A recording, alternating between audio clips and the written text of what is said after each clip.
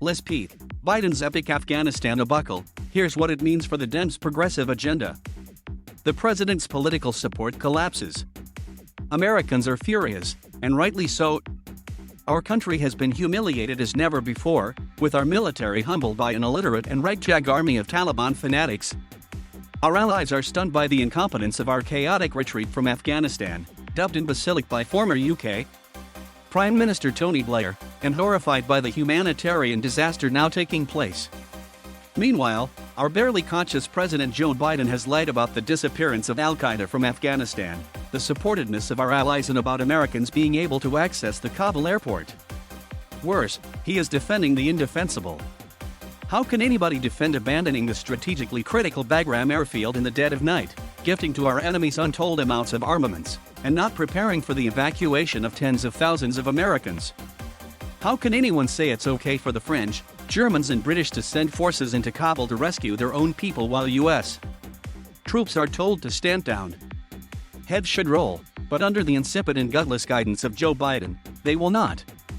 Instead, his Secretary of State Antony Blinken and Vice President Kamala Harris serve as props, standing literally if not figuratively behind the president as he struggles to answer questions from a suddenly inquisitive press corps. The only remotely positive aspect of the epic disaster unfolding in Afghanistan is this: all Americans, indeed, the entire world, have now seen the real Joe Biden, and will now question the president's credibility and capability. Mounting doubts about the president will undermine his ability to lead his party to victory in 2022, and threaten to derail his progressive freight train. That's good news for the country. Republicans have long sounded alarms over Biden's truthfulness and his ability to perform the duties of his office, while the liberal media has joined Democrats in blocking the public's view of our failing president. A new poll shows the country is wising up. Imagine, a Rasmussen survey finds only 39% of likely U.S. voters think Biden is doing the job of president, while majority say others are actually running the country, making decisions for Biden behind the scenes. Never before has the public concluded that the United States president is a puppet. It is a shocking suggestion. Such is the damage done by the calamity of Kabul. When the New York Times edges toward calling the president a liar, reporting that Biden made several misleading or false claims about the pullout and evacuation, you know the landscape has shifted.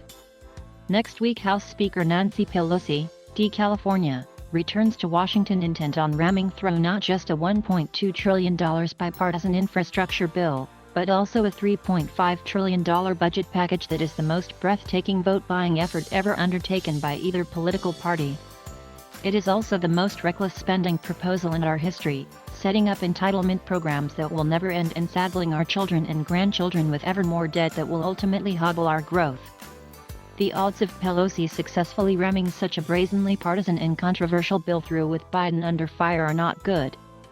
Pelosi faces resistance, as 9 moderate Democrats from swing districts have so far balked passing both bills simultaneously. She will browbeat those dissidents into line by promising to include goodies that will resonate in their districts. She will offer the moon because she knows this will be her last term as Speaker of the House, and she is determined to go out with a bang. She either wins over those moderates or Biden's entire agenda goes down in flames. Progressives in the House have said they will not support the bipartisan package unless they can also vote on the monster bill, which the Senate will try to pass without GOP votes. There are more uber-liberal Democrats than there are centrists these days, so Pelosi will target those in the middle to get the job done. After the past horrendous week, she must do the heavy lifting, because Biden's political capital has evaporated. It isn't just that his approval ratings, according to the Real Clear Politics average of polls, have sunk underwater, it is also that Americans no longer trust the president. When Biden tells the public that his horrific $3.5 trillion social infrastructure bill will help bring inflation down, even as most sane people conclude that shoving trillions more into a hot economy will actually drive prices higher, people will now wonder if he is telling the truth. When Biden tells us that we must spend billions in the interests of furthering racial equity as the monster bill does, because our nation is systemically racist, many will be skeptical. When Biden blathers on about building back better, Americans may wonder how gigantic tax hikes, abolishing right-to-work laws, scuttling our prodigious domestic energy resources and making it easier for millions to sit idle on the sidelines will strengthen our nation. Biden cannot barnstorm the nation to sell his bill. No matter the setting, he will face questions about the unfolding debacle in Kabul, which he is manifestly unprepared to answer. The odds of Pelosi successfully ramming such a brazenly partisan and controversial bill through with Biden under fire are not good.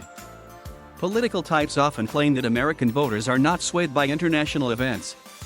That may be, but it is also true that people like to feel proud of our nation and dislike seeing the United States embarrassed.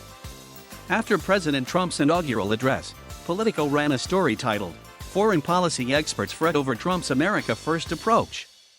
They quoted, among others, Nicholas Burns, who said, "I fear this speech spells retreat from American openness to the world and inspired and hopeful American leadership." But in the aftermath of the 2017 speech, Politico also ran a story proclaiming 65% of those surveyed reacted positively to the America First message. That solid majority of the country is outraged by what The Economist calls Biden's debacle. So are we.